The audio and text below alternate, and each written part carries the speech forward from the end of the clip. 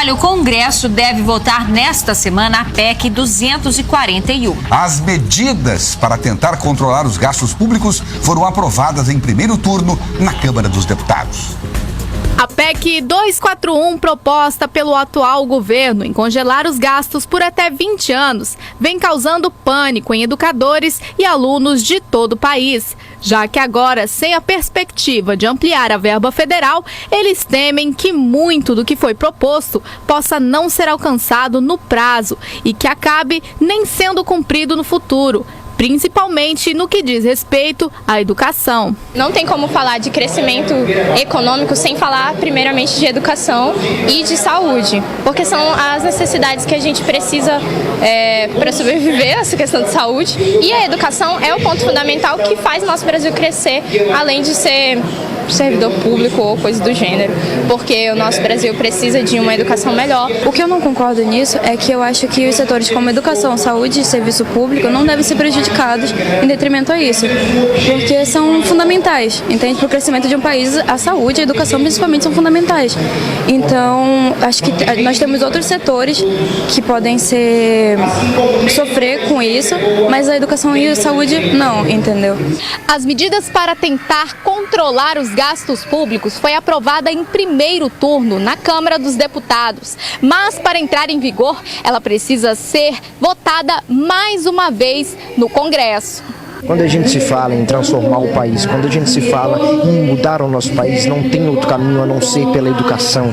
Se nós travarmos o orçamento da educação do nosso país por 20 anos, como iremos sair da crise? Como iremos transformar nosso país? Como iremos mudar a nossa realidade? Para este professor, com a aprovação da PEC, o governo ficará desobrigado a destinar um percentual fixo de sua arrecadação, mas que com o tempo e com o aumento do crescimento econômico do país, o valor arrecadado com impostos deverá aumentar e será destinado de forma proporcional para todas as áreas. O crescimento dos gastos vai se limitar apenas com a inflação do período anterior, ou seja, não vai ter um crescimento real em todos os níveis globais, então, em todos os níveis global, então apenas com relação à inflação do ano anterior. Então, no ano que vem, vai ter as despesas, mas corrigida com a inflação. Seria como se fosse a nossa casa. Por certo, ao longo do tempo, se não cresce mais do que o real, a dívida tende a diminuir, porque a diminuição dos gastos ela vai tender a conter a dívida. Isso serve para uma família e, no caso, o governo está fazendo. Prestes a ser votada, dados apontam que 77% da população afirmaram desconhecer o teor da PEC 241. 83% não sabiam que a PEC vai congelar o valor real do salário mínimo por 20 anos. 88% não sabem que saúde e educação vão ter valor real dos investimentos congelados por 20 anos. 46% nunca tinham sequer ouvido falar da PEC 241. 88% da população é contra o congelamento do valor real do salário mínimo e das verbas de saúde e educação, entre outras. E você, sabe o que é PEC 241? Muita gente está protestando contra a PEC 241 e nós fomos até as ruas de Porto Velho para saber se a população está ou não por dentro do assunto. A PEC 241. É a clínica que abriu nova agora? Não. Não sabe? Não sei não. Já ouviu falar? Não. Vocês sabem o que é a PEC 241? Não. Não. Bom, sobre a PEC 241, tem gente que sabe, tem gente que não sabe, mas de uma coisa todo mundo tem certeza. O Brasil só tem jeito no dia que foi encontrado um remédio para essa doença chamada corrupção, esse câncer, certo? Punir, fazer devolver quem... Isso é um negócio, que não é possível um negócio desse. Até quando vai isso? Quer dizer, pode entrar homem, pode entrar mulher na presidência, mas continuam essas mesmas leis vagabundas que tem aí, pronto. Esse pessoal se faz em cima disso. Lei vagabunda. Entrevistar o Vieira é nisso que dá, né? Um abraço ao Vieira, meu grande amigo, e que deu sua opinião aqui no nosso Fake News. Bom, agora é o seguinte.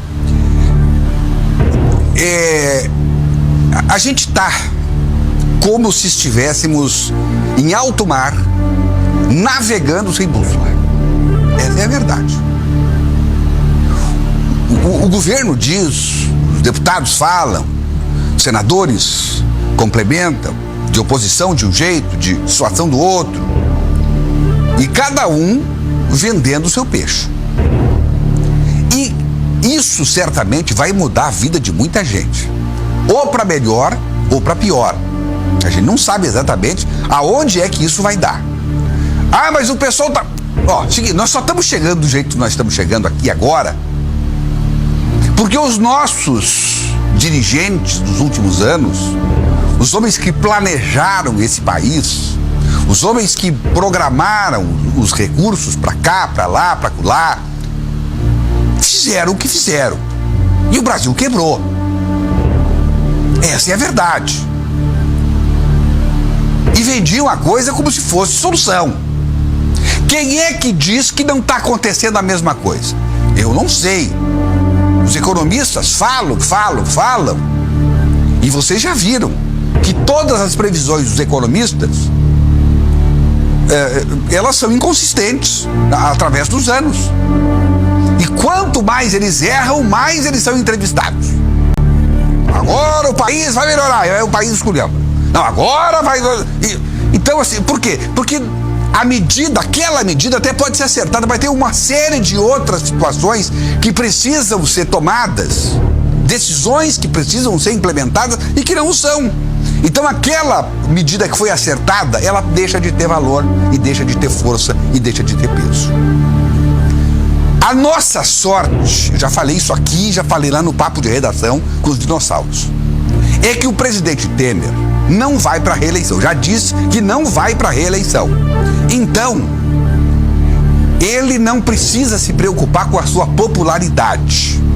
Porque para resolver os problemas do país, Margaret Thatcher fez isso na Inglaterra, que ela era odiada por grande parte dos ingleses, porque tomou medidas extremamente antipáticas. Mas para quê? Para poder salvar a economia da Inglaterra. Até hoje tem gente que não quer saber da mulher. A mulher foi, morreu e continua ainda viva. O ódio continua vivo ainda, a Margaret Thatcher. E assim nós temos hoje uma situação parecida. Ou vai se tomar medidas amargas, ou o país vai para o buraco. Se nós tivéssemos reeleição e o presidente Temer pensasse em se reeleger, obviamente que ele não tomaria medidas que ele tem que tomar. Não sei se vai tomar, que ele precisa tomar. Agora, nova linha, travessão. Educação e saúde, e aí os jovens estudantes têm razão, os nossos jovens estudantes das escolas técnicas e os nossos universitários, que estão ligados diretamente ao governo federal, que são entidades federais, estão sucateados. Essas instituições estão sucateadas, porque o governo federal não fez a sua parte, não geriu com inteligência, com sabedoria, com precisão, com responsabilidade. E a educação, lamentavelmente, desse país está indo cada vez mais para o buraco. Agora está fazendo uma nova reforma. Olha, eu já vivi bastante, a Renata viveu pouco, mas eu já vivi muito. Já passei por umas 50 reformas do ensino e cada vez fica pior. Cada vez a gente vê os nossos alunos de primeiro e segundo grau saindo, terminando os seus cursos, mal e mal sabendo ler e escrever. Essa é a verdade. A saúde é uma porcaria nesse país. É uma porcaria a saúde desse país. Mas nós, nos últimos anos, tivemos os maiores contingenciamentos de recursos justamente na saúde. Quer dizer, que história é essa? Então o povo tem razão, primeiro, de levantar a questão. Olha, para um pouquinho. Saúde, educação, e esses jovens, alunos, meninos, estão aí, meninas, estão absolutamente corretos. Não pode se mexer em saúde e educação, não pode haver prejuízo. Nós temos que investir cada vez mais. Agora, por outro lado, alguém vai sofrer. Há hoje, sem dúvida alguma no país, uma incerteza muito grande. Nós aqui, que somos uma empresa de mais de 300 funcionários, de colaboradores espalhados por todo o estado de Rondônia, Claro que estamos também nessa incerteza. O que vai acontecer com a economia? Nós precisamos investir, estamos em meio a um processo da digitalização da televisão. Isso custa muito dinheiro. E o governo federal está sobrando. Felizmente houve agora uma interrupção nesse processo, porque mudou o presidente. A presidente lamentavelmente estava completamente perdida. Mas aonde é que isso vai dar? A gente não sabe. Porque também tem outra questão. Com esse Congresso Nacional que nós temos, é muito difícil tocar. Não há nenhuma dúvida disso. Porque primeiro, lamentavelmente, vem os interesses menores, para depois vir os interesses da nação. E é quanto a isso que nós aqui, enquanto empresa de comunicação, enquanto imprensa, e o povo, enquanto cidadão, precisamos todos estar alertas e fiscalizarmos aquilo que está sendo decidido em Brasília.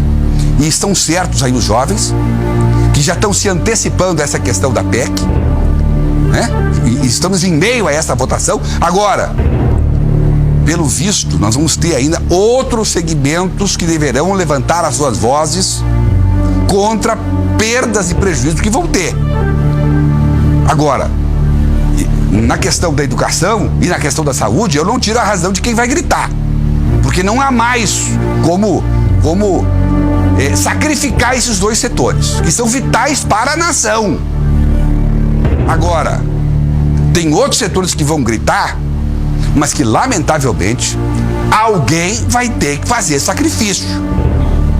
O governo tem que parar de fazer dinheiro para produzir soluções para esse país.